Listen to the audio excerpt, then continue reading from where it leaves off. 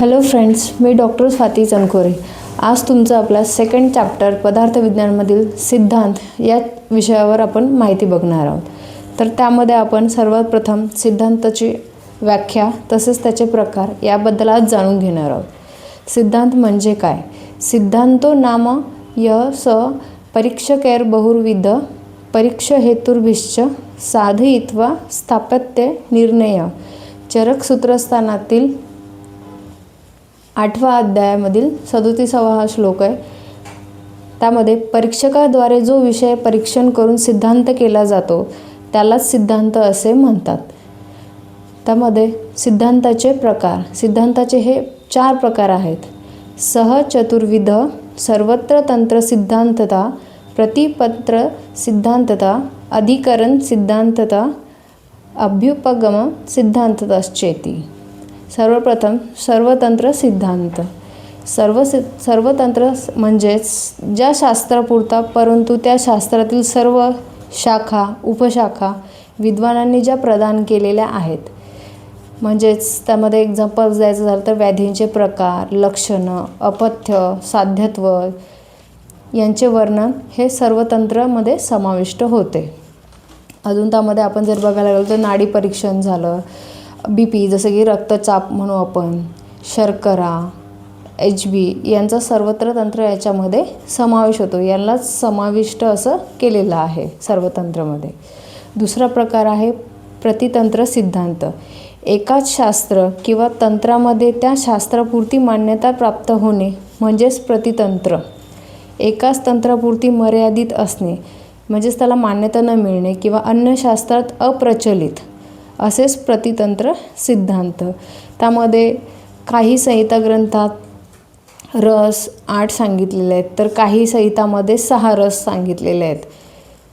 व्याधी, पित्तज, वातज आणि कफज व भूतज असेही वर्णिले आहेत। तर अन्य काही संहिताकारांनी वातज, पित्तज, कफज ह्या 3च व्याधी मानलेल्या आहेत।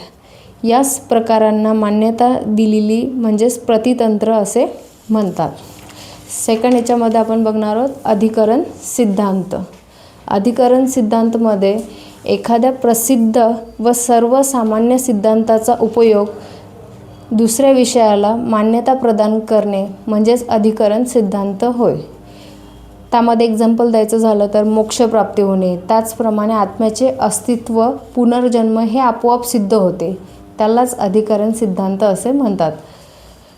चौथा प्रकार आहे अभ्युपगम सिद्धांत। असा सिद्धांत ज्या परीक्षकाद्वारे निरीक्षण करून मान्यता पावलेला नाही, परंतु अशा सिद्धांतास एखाद्या विषयाचे प्रतिपादन करताना तात्पुरता स्वीकारला जाते त्या सिद्धांतास अभ्युपगम सिद्धांत असे म्हणतात। याच्यामध्ये एक्झाम्पल्स गुणांचे वर्णन करताना इतर गुणापेक्षा एक गुण श्रेष्ठ असे मान्य करून तात्पुरता त्याला स्वरूपात बोलणे म्हणजेच अभ्युपगम। यामध्ये अजून आपल्याला आयुर्वेदाचे मौलिक सिद्धांत व त्याची उपयोगिता सांगितलेले आहे। आयुर्वेदाच्या सर्व शाखांमध्ये मान्यता पावलेला मूलभूत सिद्धांत व त्यावर आयुर्वेदीय चिकित्सा यांचा पाया रचलेला आहे। अशा सिद्धांतांना आयुर्वेदिक मौलिक सिद्धांत म्हणतात, ज्यामध्ये औषध, रुग्ण, व्याधी तसेच हेतू, लिंग, औषध या आयुर्वेदाचे 3 प्रतिपाद्य विषय मांडलेले आहेत। अर्थात आयुर्वेदामध्ये विविध रुग्णांची शारीरिक स्थिती तसेच त्यांचे व्याधी, लक्षणं व त्यानुसार शरीरात होणारे बदल व त्यांचे उपाय यांचे अध्ययन, परंतु त्यांचे अध्ययन करताना या 3ही प्रतिपाद्य विषयामधला संबंध सर्वप्रथम स्पष्ट होतो। या विशेष विवेचन करण्याकरता आयुर्वेद शास्त्रात काही विशिष्ट सिद्धांत सर्वप्रथम स्वीकारले आहेत। या सृष्टीत आढळणारे विविध घटक पदार्थ अथवा मूलभूत पदार्थ, त्यांचा परस्परांशी संबंध इत्यादी मौलिक स्वरूपात ज्ञान प्राप्त होते, म्हणून अशा सिद्धांतांना आयुर्वेदाचे मौलिक सिद्धांत म्हणतात। तसंच आचार्य चरकांनी या आपल्या चरक संहिता ग्रंथामध्ये मूलभूत सिद्धांत वर्णन केलेले आहेत। मूलभूत सिद्धांत हे विविध प्रकारचे आहेत, जसे की सामान्य विशेष सिद्धांत, आयुर्वेद त्रिदंड सिद्धांत, रसवीर्य विपाक सिद्धांत, पंचमहाभूत सिद्धांत, लोक पुरुष सिद्धांत, षटपदार्थ सिद्धांत, व्याधीचे सामान्य कारणे, व्याधींचे सामान्य प्रकार, त्रिदोष सिद्धांत, दोष धातुमल सिद्धांत, द्रव्य प्रकार, औषध व चिकित्सा परिभाषा. तसेच या सर्व सिद्धांताचा थोडक्यात परिचय आपण हा पुढील व्हिडिओमध्ये मी तुम्हाला स्पष्टीकरण त्याचं देणार आहे. कारण चॅप्टर मोठा असल्याकारणाने आपल्याला शॉर्टमध्ये आपल्याला हे नोट्स हे करावं लागतात. तरी मी याचे नोट्स तुम्हाला डिस्क्रिप्शन बॉक्समध्ये टाकून देईन.